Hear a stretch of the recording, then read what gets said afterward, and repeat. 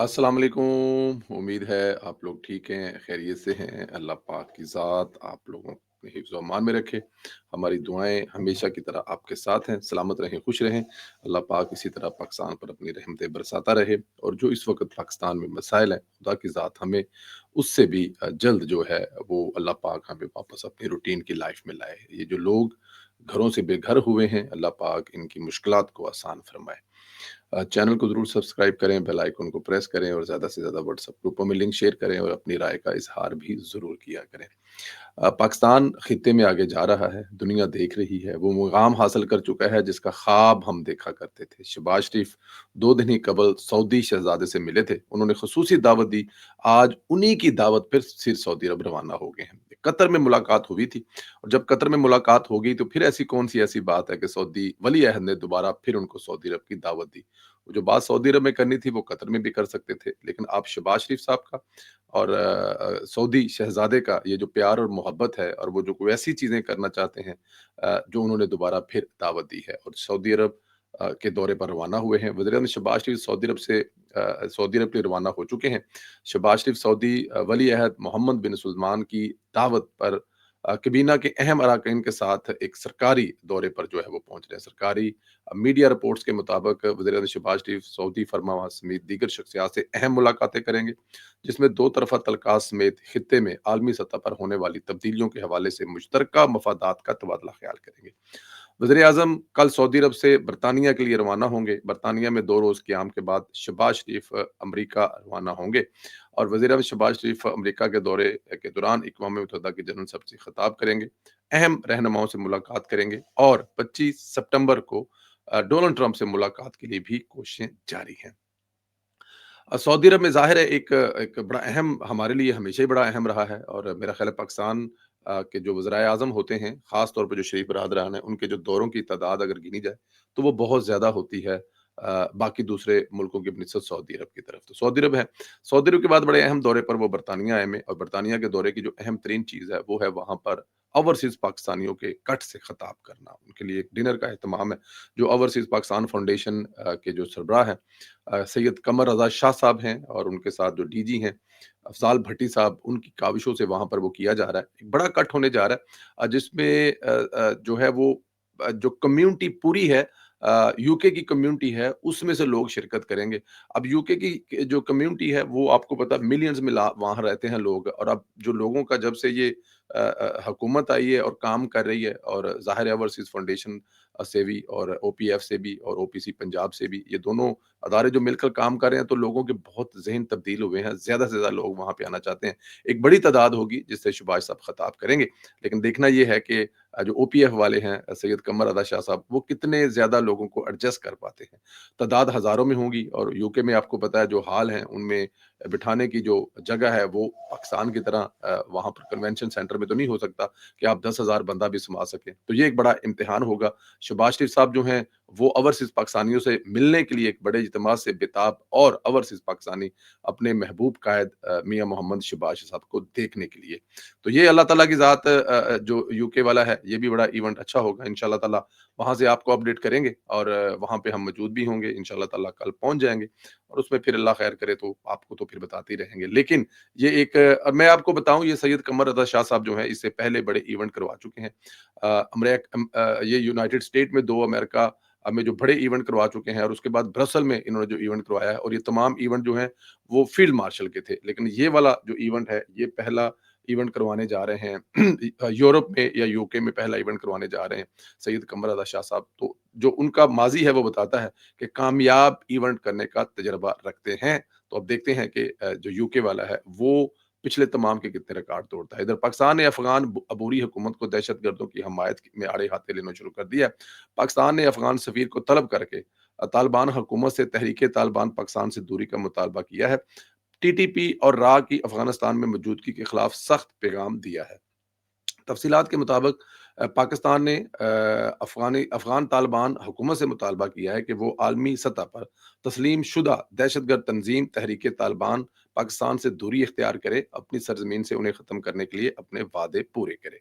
इस्लामाबाद ने ये पैगाम पाकिस्तान में तैनात अफ़गान अबूरी सफ़ीर सरदार अहमद शकीब के ज़रिए पहुँचाया है, जिन्हें हाल ही में दफ़्तर ख़ारजा तलब किया गया था। उन्हें वाज़ह और दो टोक अल्फ़ाज़ में आगाह किया गया है कि अफ़गान तालिबान हुकूमत इस बात को यकीनी बनाए कि इनकी सरज़मीन पाकिस्तान के ख़िलाफ़ मज़मूम दहशतगर्दी की सरगर्मियों के लिए इस्तेमाल ना हो।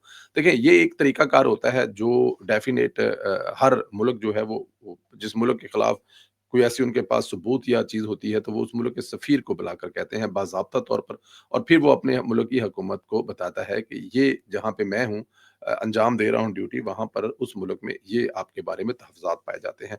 पूरी दुनिया को पता है कि जो पाकिस्तान में तालिबान कार्रवाइयाँ कर रहे हैं, उनका तल्लुक अफ़गानिस्तान से है। उनको तमाम की तमाम, ये हमारी एक बदकिस्मती है कि हमारा हिंदुस्तान के बाद जो लंबा-चौड़ा बॉर्डर है, वो अफ़गानिस्तान के साथ मिलता है, और ये दूसरी बदकिस्मती है कि हमने हमेशा अफ़गानियों को पाला-पोसा, बड़ा किया, और वो फिर मैं अब अगले को अच्छे लफ़्ज़ इस्तेमाल भी करता हूँ।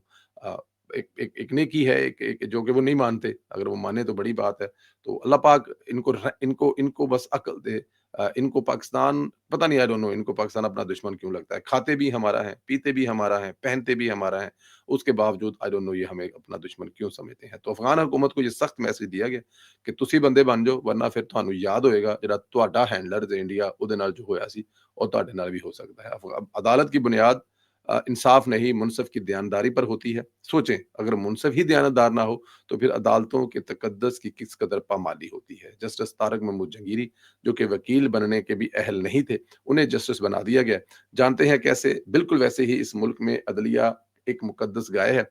जब काला कोट पहन लिया जाता है, तभी कानून, आइन और अखलाकियात समेत माशरे की तमाम समाजी कवानीन से मबरा हो जाते हैं। तारिक महमूद जंगीरी नामी नौसरबाज ने जब काला कोट पहन लिया, तो किसी ने भी मसूफ की अहलियत पर सवाल नहीं उठाया। क्या ये कोट पहनने के अहल हैं? भी नहीं। कहा जब काला कोट पहनने की अहलियत ही नहीं, तो फिर मसूफ नौसरबाजी करते करते मनसब के ओहदे तक पहुंच गए। हमारे यहाँ सबसे बड़ी ढाल ही जो है वो जज बन जाता है। जज बन गया तो फिर आपको कोई उंगली उठा ही नहीं सकता। जाहिर है, जज का तो क्राइटेरिया ये है ना कि जो जज बन गया, तो फिर वो एक सरेआम बैठकर कह रहा है कि 2-4 एमपी तुम इधर करके हुकूमत को उल्टा सकता हूँ। उस जज को आपने कुछ कह लिया था? नहीं कहा था ना। सबने उसका मज़ाक उड़ाया था कि 2-4 एमपी ते मैं इधर-उधर कर दियां ते पता ही ना लगेगा। याद है ना साकिब निसार का वो जुमला? तो जब वो बन जाता है, तो फिर वो फिरौन बन जाता है। नवाज़ शरीफ साहब वाले फैसले में जहाँ से ये शुरू किया था, हाँ जी, वो स्लीबियम माफिया से, वो गुरूर, हैं जी, क्योंकि उनको पता था कि हमें कोई हटा ही नहीं सकता। वरना साहब की तौहीन को मतलब अगर कोई ऐसी बात करे भी, तो उनको तौहीन अदालत करार देकर 6 महीने के लिए आप जेल में भेज सकते हैं। मतलब ये एक अजीब कानून है कि भई जज की तौहीन होगी तो 6 महीने आपको जेल के अंदर भेज सकते हैं। इस इश्तिहार का इस्तेमाल करते हुए जहांगीरी साहब ने अदलिया को कई साल चूना लगाया। ये तासर जहांगीरी साहब को किसी इंतकाम का निशाना बनाया जा रहा है। इस पर भी दूध का दूध और पानी का पानी हो जाए। तारिक महमूद जहांगीरी ने कराची यूनिवर्सिटी की तारीख में मुनफर्द रिकॉर्ड कायम किया। 2 मुख्तलिफ एनरोलमेंट पर एक डिग्री हासिल की। जज साहब ने एलएलबीए पार्ट 1 जो है उनका नंबर है एआईएल 5968 स्लैश 87 पर पास किया, और पार्ट 2 एनरोलमेंट नंबर पे उनका एआईएल 712487। पहला जो है वो है 5968 और दूसरा है 7124। यूनिवर्सिटी के रिकॉर्ड के मुताबिक एआईएल 596887 तो इम्तियाज अहमद वल महमूद अलही को जारी किया गया था, जो अटक में मुकीम है, गैर फ़ाल वकील हैं और अपना कारोबार करते हैं। उन्होंने जवानी में वो दाखिला लिया होगा, लेकिन उसके बाद उन्होंने कभी कोई वकालत नहीं की, बल्कि अपना बिज़नेस करते हैं। मुबीना तौर पर 2 नंबरी तब पकड़ेगी जब तारिक जहांगीरी की पार्ट 1 की मार्कशीट का जायज़ा लिया गया, तो वो इम्तियाज़ अहमद की जो रोल नंबर है उस उनको जारी किया गया था। दूसरा रोल नंबर जो है वो पार्ट 2 की मार्कशीट पर जारी हुआ, वो तारिक महमूद वल्द काज़ी महमूद अकरम को जारी किया गया, जबकि मौसूफ जज साहब की पार्ट 1 में मार्कशीट पर तारिक जहांगीरी वल्द महमूद अकरम जो है वो दर्ज था। जेल साज़ी पकड़े जाने और फिर जाँच पड़ताल के बाद कराची यूनिवर्सिटी ने मौक़िफ़ इख्तियार किया कि हम एक डिग्री के लिए 2 मुख्तलिफ एनरोलमेंट जारी नहीं करते। यूँ कराची यूनिवर्सिटी ने तारिक महमूद जंगूरी की मार्कशीट और दीगर दोनों जेली करार दी, जबकि फ्रॉडी करार दिया कि ये एक फ्रॉड है। इस पूरे अमल की यूनिवर्सिटी की एक जाँच पड़ताल कमेटी ने तहकीकात की। 31 अगस्त 2024 को कराची यूनिवर्सिटी सीडी इंडेक्स ने इन फेयरवेंस कमेटी की सिफारिश पर मुतल्लिका डिग्री और एनरोलमेंट को मनसूख कर दिया, जेली करार दिया। अब अंदाज़ा करें कि ये बंदा कहाँ बैठा है। इसके साथ के जो हैं वो इस वक़्त शैला रज़ा साहब जो हैं, ये उसी उसी दौर की स्टूडेंट लीडरों में से लीडर हैं। उसके अलावा उसी यूनिवर्सिटी के जो चांसलर हैं, वो भी उस दौर के जो हैं वो अब देखिए जो पढ़ लिख कर आए हैं कुछ पार्टी के खाते में किसी लगे हुए हैं, लेकिन जो शुरू में फ्रॉडिया होगा वो एंड तक ही फ्रॉडिया रहेगा और वो फ्रॉड करता, करता, करता यहाँ तक पहुँचा है और अब वो ये फ्रॉड करके यहाँ तक पहुँचे हुए हैं। अच्छा जी, ये जो ज़िम्बाब्वे के पाइक्राफ्ट को अंपायर को हटाने के सिवा कोई रास्ता नहीं है। पीसीबी का अपना सख्त मौक़िफ़ के साथ आईसीसी को दोबारा ख़त लिख दिया है और फैसला आज मुतवक्का है और अगर ऐसा हो अगर अगर नहीं हटाया जाता तो इसका रिज़ल्ट क्या निकलता है? एशिया कप मैच रेफरी तनाज़ा एंडी पाइक्राफ्ट का तनाज़ा शिद्दत इख्तियार कर गया और पाकिस्तान के सख्त मौक़िफ़ के बाद आईसीसी के पास मुतनाज़ा मैच रेफरी को हटाने के अलावा कोई दूसरा रास्ता नहीं बचा। ज़राए के मुताबिक पीसीबी ने आईसीसी को मैच रेफरी तब्दील करने का मुतालबा तस्लीम न करने पर दोबारा खत लिखा है। जवाबी खत में पीसीबी ने सख्त मौक़िफ़ इख्तियार किया है। मैच रेफरी एंडी पाइक्राफ्ट के खिलाफ एक्शन न लेने के फैसले को मुस्तरद किया है। ज़राए ने बताया है कि जवाबी खत में पाकिस्तान ने एंडी बाइक्राफ्ट की निगरानी में कराए जाने वाले मैच खेलने से इनकार किया। मुतालबा तस्लीम ना होने की सूरत में बाइकाट के मौक़िफ़ पर कायम रहने का कहा। अच्छा जी ज़राए के मुताबिक ये भी पाकिस्तान तमाम तर तहफ़्ज़ात दूर करने पर ज़ोर दे रहा है और कहा है कि पाकिस्तान तमाम तर तहफ़्ज़ात दूर होने और मुतालबा तस्लीम करने के बाज़ाब्ता ऐलान के बाद पाकिस्तान खेलने के लिए रज़ामंदी ज़ाहिर करेगा। ज़राए का बताना है कि पाकिस्तान के सख्त मौक़िफ़ के बाद आईसीसी की मुश्किलात में इज़ाफ़ा हो गया है और मैच रेफरी के हवाले से जल्द ऐलान मुतवक्का है। अच्छा असल में है क्या ये? असल में ये है कि जो अंपायर होता है, अगर वो डायरेक्ट कोई कप्तान से बात नहीं कर सकता, उसको कोई हदायत दे नहीं सकता, ये बाय लॉ है। उसको जो भी बात करनी होती है, वो टीम के मैनेजर को बुला के बात करता है। तो यहाँ पे जो क्राफ्ट साहब हैं, इन्होंने क्या किया है, इन्होंने 30 सेकंड के लिए इंडियन कप्तान को साइड पे किया और उससे कहा जी कि आपने जो है वो टास्क करने के बाद या मैच जीतने के बाद आपने पाकिस्तानी टीम से हाथ नहीं मिलाना। अब सवाल ये पैदा होता है कि ये अंपायर का काम कैसे हो सकता है? अंपायर को हाथ मिलाने या ना मिलाने का इख्तियार किसने दिया? किस कानून के तहत वो ये कह रहे हैं कि आपने हाथ नहीं मिलाना? अगर इंडिया के प्लेयर हो देखिए हाथ जो मिलाना होता है ना वो किसी कानून में नहीं लिखा हुआ या किसी लॉ में नहीं लिखा हुआ। स्पोर्ट्समैन स्पिरिट्स है ना कि अगर आप जीत गए हैं तो जनाब आपको मुबारक हो। हारने वाले जो हैं वो जीतने वाले को मुबारक देते हैं। ये खिलाड़ियों का एक एक एक जिसे कहते हैं ना स्पोर्ट्समैन स्पिरिट है और आगे भी खेलने के लिए दोबारा और एक हिम्मत और हौसला है जो एक दूसरे को देते हैं और ये सदियों से चलता आ रहा है। हिंदुस्तान ने ये पहली दफा रिकॉर्ड टूटा है। ज़ाहिर है थोड़ा सा कदामत पसंद और वो जिसे कहते हैं कि छोटी सोच के मालिक जो हैं वो हमारे गवांडी जो हैं वो इस किस्म की हरकत करते हैं लेकिन इससे पहले कभी किसी ने ऐसा नहीं किया। बट एनी हाउ वो करते या ना करते, वो हाथ मिलाते या ना मिलाते, वो पीछे से डिसाइड करके आ जाते, उनके मैनेजर उनको समझा के भेज देते। पीसीबी डायरेक्ट जो है वो या आईसीसी जो है वो या फिर उसके अलावा जो भारतीय क्रिकेट बोर्ड है, वो ये सब कुछ खुद कर सकता था। लेकिन अंपायर मसला ये है कि अंपायर के ये बिल्कुल भी किसी तरह से नहीं आता। अगर अंपायर ने कहना था कुछ कि भई हੱਥ ना मिलाया जी तुसी आपसे लड़ाई हो जानी है। ਇਹ ना होवे कि इत्थे जंगां चल जान तुसी आपस हੱਥ लड़ा देते थे। तो वो उसको चाहिए था कि वो इसमें पंगे में ना पड़ता, लेकिन उस पंगे में पड़ा है और इस पंगे में पड़ने के बाद अब पाकिस्तान की तरफ से मुतालबा किया जा रहा है कि इसको हटा दिया। जहाँ तक हिंदुस्तान का बात है, अच्छा इसको पाकिस्तान क्रिकेट इसका जो चेयरमैन है इस वक़्त जो काउंसिल है एशिया क्रिकेट काउंसिल जो है, उसके सरबराह भी जो है वो ज़ाहिर है मोहसिन नकवी साहब हैं, पाकिस्तान के हैं।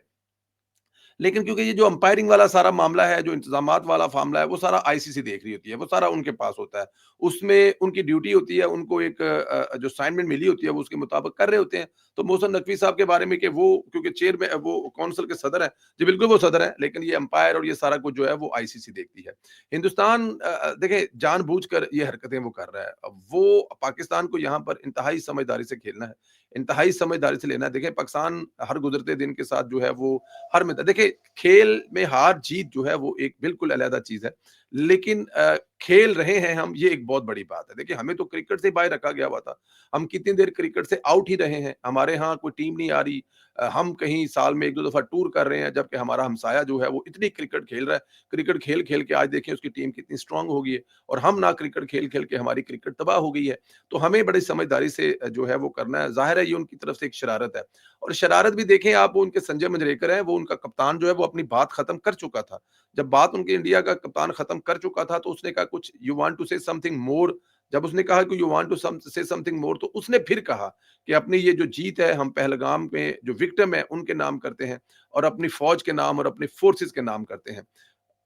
अगर यही काम पाकिस्तान करता तो अंदाज़ा करें कि आईसीसी क्रिकेट में इस वक़्त तक एक क़यामत आई होती। अगर यही बात जो है वो अगले मैच में पाकिस्तान जो है वो कर दे, या वर्ल्ड ये जो कप है वो जीतने के बाद पाकिस्तान कर दे कि हम अपने शहीदों के नाम करते हैं, और दहशतगर्दी के जो जिन्होंने दहशतगर्दी जो दहशतगर्दी के हमेशा से विक्टिम रहे हैं पाकिस्तान और पाकिस्तानी अवाम, उनके नाम करते हैं, तो फिर आईसीसी को बड़ी तकलीफ होगी। लेकिन अभी आईसीसी ने इस कप्तान की इस गैर मुतनाज़ा बात पर किसी किस्म का कोई जो है वो रद्द-ए-अमल नहीं दिया। तो यहाँ पर ये दोहरा मेयार है ना, वो ये साबित करता है कि आईसीसी जो है, वो आईसीसी नहीं है बल्कि बीसीसीआई है। पाकिस्तान भारतीय क्रिकेट जो है ना वो बोर्ड है, और इस वक़्त जो लग रहा है, वो यही लग रहा है कि आईसीसी जो है पूरा किरदार अदा कर रहा है, ना कि वो पूरी दुनिया के क्रिकेट बोर्ड्स का वो लेके चल रहा है, बल्कि वो ऐसा लग रहा है जैसे हिंदुस्तान के मफादात को लेके आ रहा है। होता है, नॉर्मल है, जब आप ताकतवर होते हैं, जब आपके पास पैसे ज़्यादा होते हैं, और जब आप बहुत सारी चीज़ों को लीड कर रहे होते हो, तो फिर यही कुछ होता है, और वही इस वक़्त हिंदुस्तान भी कर रहा है। हिंदुस्तान हर मामले में अपनी टाँग उड़ाता है, हिंदुस्तान का जहाँ दाँव लगता है। पिछले दिनों इधर यूरोप में उनका जो स्पोर्ट्स का हॉकी का मिनिस्टर है, वो आया हुआ था, और वो यहाँ पर आकर पाकिस्तान की हॉकी को, खैर पाकिस्तान की हॉकी तो वैसे ही बाहर है, उसको मज़ीद बाहर क्या करना है? इससे ज़्यादा बाहर क्या करना है कि पाकिस्तान की हॉकी ना होने के बराबर है।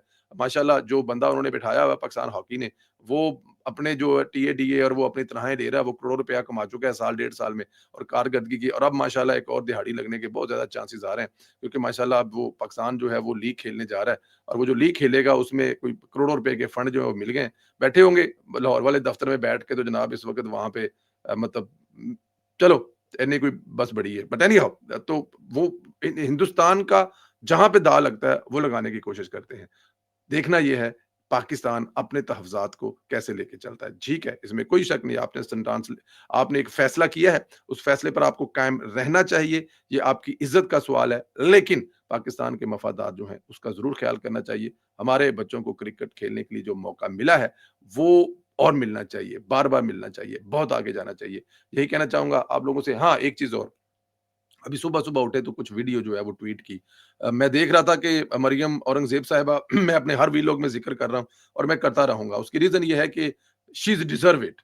शी डिज़र्व हिज़ टीम, जहाँ पे उनकी मरियम नवाज़ शरीफ साहिबा ने ड्यूटी लगाई है, वो शेर की बच्ची पिछले 8-10 दिन से, मैं रात को मैं आपको बता रहा था कि वो जो इलाका है ना, जहाँ पे वो सारे लोग रह रहे हैं, अल्लाह ताला की ज़ात इन सबको बीमारियों से बचाए, और अल्लाह ताला की ज़ात इनकी हिफ़ाज़त फ़रमाए। एक स्टीम वाला इलाका बना है, हर तरफ एक गर्मी, हबस, और फिर आपको मौसम है। तो उसमें राना सिकंदर, मरियम औरंगज़ेब और मलिक सुहेब भर्त, और ख्वाजा सुलेमान रफ़ीक साहब रात को सुबह 3 साढ़े 3 4 बजे अलीपुर के एक जगह पहुँचे हैं, जहाँ के लोगों की तादाद तकरीबन 2000 है। वहाँ पर 5000 लोगों का राशन लेके पहुँचे हैं, और मरियम औरंगज़ेब उनको समझा रही है कि मेरे भराओ तुसी फ़िक्र ना करो, मेरे कोल 5000 लोगों दा राशन है, ते तुसी सिर्फ 2000 लोग हो, सबको मिल सी, बस सबको मिल सी। कोई भी बंदा जेड़ा है ना इहदे तो सारिਆਂ ਨੂੰ ਮਿਲ ਸੀ, ਤੁਸੀਂ बेफिक्र ना करो, और वो खुद ही ऐलान कर रही हैं। मलिक सुहेब भर साहब जो हैं वो ट्रकों को खुद एक साइड पे लगवा रहे हैं, अपने हाथों से राशन तब्दील कर रहे हैं, उसकी निगरानी कर रहे हैं, और किसी के साथ ज़्यादती ना हो जाए वो ये देख रहे हैं। ये है मरियम नवाज़ की टीम के हीरे।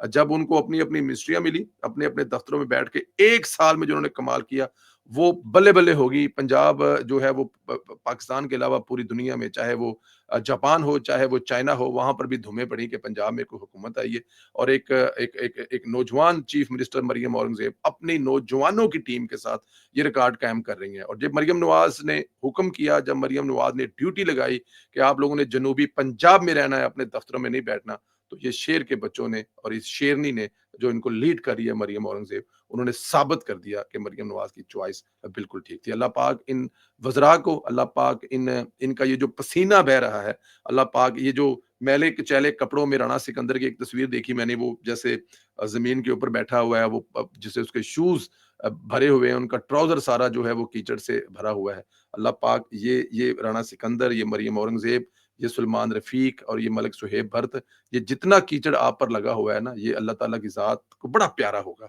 क्योंकि ये जितने आज आपके जो कपड़े गंदे हो रहे हैं, जो आपके रंग तब्दील हो रहे हैं, खुदा ना करे आपके साथ कोई ऐसी चीज़ लग रही है, ये अल्लाह ताला की ज़ात को बड़ी पसंद आएगी। क्योंकि जो काम आप कर रहे हैं ना, ये काम और कोई नहीं कर रहा। ये लोगों की खिदमत, और वो भी उन लोगों की जो लुटे-पुटे हैं, जो घर बेघर हैं, जो बेयारो मददगार हैं, उनके लिए खाना, उनके लिए टेंट है और फिर उसके बाद मुझे पता है जब ये पानी उतर जाएगा तो आप अपने दफ्तरों में बैठ के इनके लिए क्या करेंगे। अल्लाह पाक आपकी ये इबादत कबूल फरमाए। मैं इसको बाकायदा तौर पर इबादत का दर्जा दे रहा हूँ कि ये किसी भी इबादत से कम नहीं है कि खुदा की ज़ात के बनाए हुए इंसानों को जो इस वक़्त मुश्किल तरीन हालात में हैं, आप लोग उनके पास खुदा के जो है वो भेजे हुए लोग हैं और वो जो आप काम कर रहे हैं, इसका अजर रब की ज़ात आपको ज़रूर देगी। अल्लाह पाक आप लोगों को अपने हिफ्ज़-ओ-मान में रखे। मेरी दुआएँ आपके साथ हैं, हमेशा खुश रहें, आबाद रहें। अगले वीडियो में फिर मुलाकात होगी। इजाज़त दें, राय का इज़हार ज़रूर करें।